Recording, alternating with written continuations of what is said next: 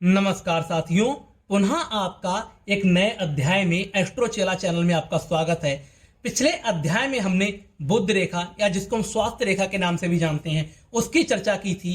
जब हमने बुध रेखा की चर्चा कर ली है, हमने मस्तिष्क रेखा की चर्चा कर ली है, हमने भाग्य रेखा की चर्चा कर ली है, तो ये तीनों मिलकर निर्माण करती है धन की कोठरी का। ये देखिए, ये मैंने बनाई भाग्य रेखा, ये हो गई मेरी मस्तिष्क रेखा और ये हो गई मेरी बुध रेखा। तो ये जो कोठरी का निर्माण हुआ, ये धन की कोठरी है। ये सारे हाथों में नहीं पाई जाती है, कुछ विशेष हाथों में ही पाई जाती है और इसकी कुछ विशेष स्थितियां ही होती हैं।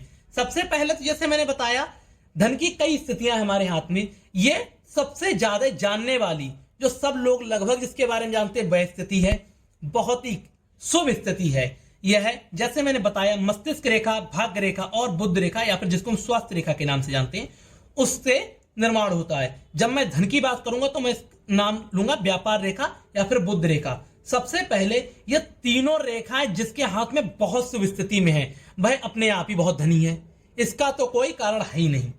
लेकिन ऐसा क्या कॉम्बिनेशन बनता है, ऐसा क्या निर्णय निकलता है कि उसको हम धनी मानते हैं? भाग्य रेखा अपने आप में ही अच्छा भाग्य और धन का सूचक है। तो ये रेखा होती है, इसको हम भाग्य रेखा कहते हैं। ये भाग्य और धन का सूचक है।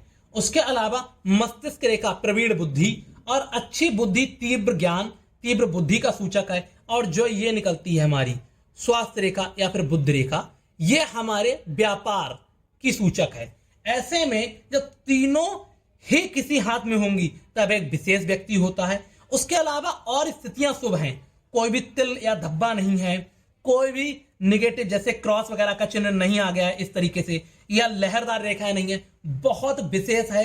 ऐसा व्यक्ति भाग्यवान, धनवान, व्यापारवान होता है। बहुत अच्छा फल है। इसके अलावा यह तो इसका व्यापारिक दृष्टि से फल हुआ, एक इसका दूसरी दृष्टि से भी फल है, जो दिखाता है कई बार यह रेखा उन व्यक्तियों के हाथ में ही पाई जाती है जो धन को ज्यादा आकर्षित नहीं करते हैं, जैसे सन्यासी। तब भाग्य रेखा आपको पता ही है, रहस्य की रेखा भी है क्योंकि शनि पे पहुंची है।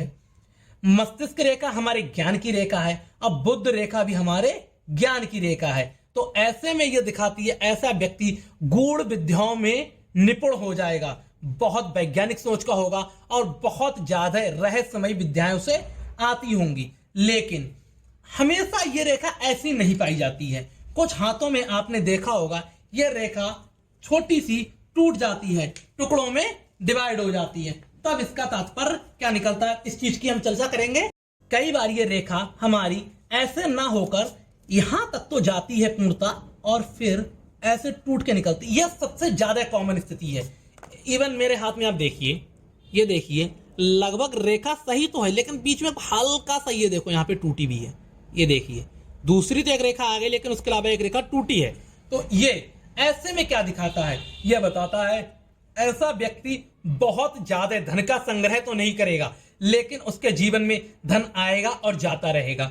ऐसे व्यक्ति को अगर ऐसी स्थिति है, तुरंत जैसे ही धन आए उसको कहीं ना कहीं उसको संचय कर देना चाहिए। भूमि ले लेनी चाहिए, घर ले लेना चाहिए, एफडी करा देनी चाहिए, या अगर पुरुष है तो अपनी पत्नी को दे देना चाहिए, पत्नी है तो पुरुष को दे देना चाहिए संचय करने के लिए। ऐसे व्यक्तियों के जीवन में धन आना और जाना लगा रहता है क्योंकि इसमें भी स्थितियां बनती हैं। फिर हम शनि पर्वत को देखेंगे, उसके अलावा भाग्य रेखा को देखेंगे कैसी है। अगर सब कुछ अच्छा है तब तो उसके हाथ में धन अच्छा ही चलता रहेगा। उसके अलावा अगर इनमें कोई भी प्रॉब्लम है, जैसे यहां पे कोई क्रॉस का चिन्ह आ गया हो बीचा बीच में, इस तरीके से बड़ा क्रॉस बन गया, तब धन को संचित नहीं कर पाएगा, फिर यह खंडित माना जाएगा। यहां पर बहुत सी राहु रेखाएं आ गई हो निकल के ऐसे, ये यहां से, तब भी ये अच्छी कोठरी नहीं है, ये उतना धन को नहीं जोड़ पाएगी। उसके अलावा कोई भी नेगेटिव चीज आ गई है तब ये अच्छी कोठरी नहीं मानी जाएगी।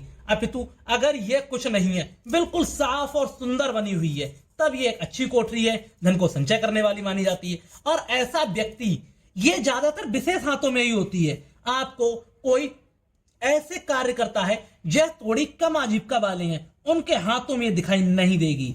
कुछ ऐसे विशेष हाथों में दिखाई देगी जिनकी आजीविका कम है, तो भविष्य में देखेंगे जब वे अपने वृद्धावस्था में होंगे, जब वे थोड़े बूढ़े हो जाएंगे तो उनके पास धन की कमी नहीं रहती है। ऐसे व्यक्ति धन का संचय जरूर कर लेते हैं। यह बहुत ही शुभ स्थिति है। उसके अलावा अगर ये स्थिति में एक और यहां पे ऐसी रेखा निकल गई है ये, तब ये खंडित नहीं मानी जाएगी, ये भी अच्छी है, समझ लो दो ताले बंद है, ये भी बहुत शुभ स्थिति है।